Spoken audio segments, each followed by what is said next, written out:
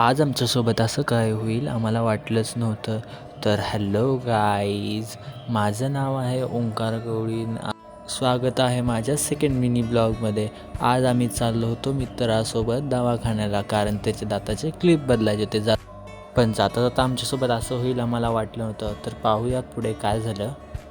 तर भावाने घेतली नवीन गाडी. आम्ही चाललो होतो दवाखान्याला. आम्ही स्पीड ब्रेकरवरून जाताना समोरचं प्रोटेक्शन हल्लं आणि त्याचं बिल्डिंग तुटली. आम्ही मित्राचं डोकं चालवत मित्राच्या मित्राला फोन लावला आणि विचारत आहे की इथे कुठे बिल्डिंगचं दुकान आहे का. कॉलवरती आम्ही तर चर्चा करत होतो पण कळालंच नाही. तेवढ्यात तो काय म्हणतो पाहू. येडा भुंकाचं बसल्यापासून शकून झालं बघा. चल तर मित्राच्या आशीर्वादानं मला कळालं की इथे वेल्डिंगचं दुकान आहे. आम्ही रोडने पाहत जात आहोत की वेल्डिंगचं दुकान कुठे आहे. आम्हाला वेल्डिंगचं दुकान काय घावत नाही आहे. तेवढंच म्हणलं जरा शो ऑफ करून घ्यावं, केस सेट करून घ्यावं, बघा साईडला कुठे आहे का नाही. समोर जाऊन एक गॅरेज भेटलं, पण तिथं कळालं की तिथं वेल्डिंगचं काम होत नाही. मग तिथं आमचा जुना मित्र भेटला, त्यानं सांगितलं की समोर एक गॅरेज आहे, तिथं वेल्डिंगचं काम होतं. मग आम्ही थेट तिथनं गाडी काढून निघालो. आम्ही गॅरेजवर पोचलो. तुम्ही म्हणत असाल की एवढं काय झालं आहे आणि वेल्डिंगसाठी शोधत आहे, तर तुम्ही स्वतः बघा. स्पीड ब्रेकरवरून साहेबने जोरात घातला आहे गाडी, त्याच्यामुळं गाडीचं का निघालं आहे एक बघा. मी तुम्हाला दाखवतो.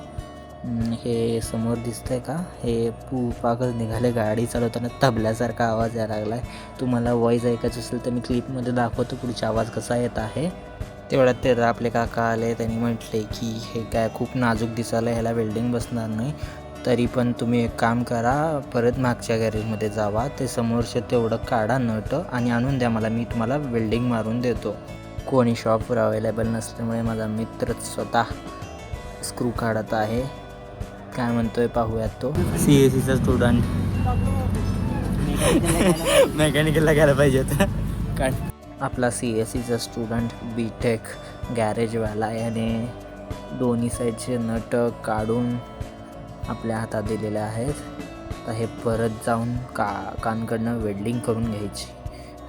आपण सकाळी काय ब्रेकफास्ट केलेला नव्हता, तर 2 कुरकुरे घेऊन निघालो. तो गेलता समोर, त्याच्या मागे गेलो. तो वेल्डिंगचं काम करतोय, बघूयात कुठपर्यंत आलं आहे. काकाने मस्तपैकी वेल्डिंग मारून ठीकठाक करून दिलेलं आहे. आम्ही रिटर्न जाऊन तो परत त्याच्या गाडीला नट टाईट करून बसवत आहे. तिथून गाडी घेतली की पळवत डायरेक्ट थेट दवाखान्याला नेली. एक तर दवाखान्याला जायला उशीर झाला होता, आमची अपॉइंटमेंट टायमिंग गेलेला आहे. आता आम्ही दोघं पोचलो दवाखान्याच्या बाहेर. आपले केस सेट करत मस्तपैकी दवाखान्यात एंट्री करत आहोत. भावांनो, मी हा दवाखाना पहिल्यांदाच बघितलो. जरा बघून सांगा हा दवाखाना कुठे येतो. मला पण एवढं काही खास माहिती नाही आहे या दवाखान्याबद्दल. तो तर गेला त्याचे दाताचे क्लिप रिन्यू करायला. मी बसून काय करून आपण कॅमेरा चालू केला. मस्तपैकी जरा फ्लेक्स करावा म्हटलं, थोडेफार केस सेट केले. एवढ्यात मित्राचं पण काम झालं. तर आम्ही खाली आलोत. मित्र म्हणला नारळ पाणी पिऊयात. नारळ पाणी प्यायला गेलो. डायरेक्ट 60 रुपयाला एक नारळ.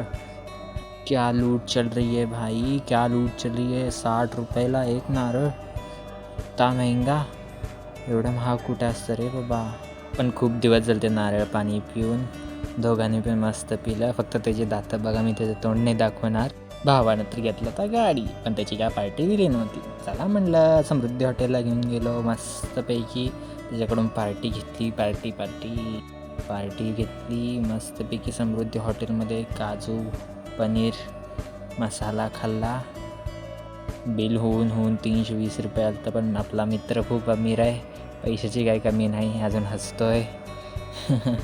आपलं तर जेवण झालं होतं. आपण आपलं जेवण फिनिश केलं माउथ फ्रेशर खाऊन. आणि जेवण झाल्यावरती आपण थेट निघालो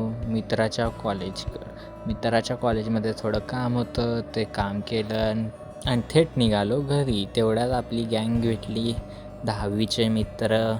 मग त्यांच्यासोबत बोलत सिरियस डिस्कशन चालू होतं. तर आजच्या ब्लॉगमध्ये एवढंच. भेटूया पुढच्या ब्लॉगमध्ये काहीतरी नवीन घेऊन. तुम्ही पण सांगा कसे ब्लॉग बनवूयात पुढं जाऊन. कमेंट करा, लाईक करा, शेअर करा आणि असंच प्रेम राहू द्यात. थँक्यू.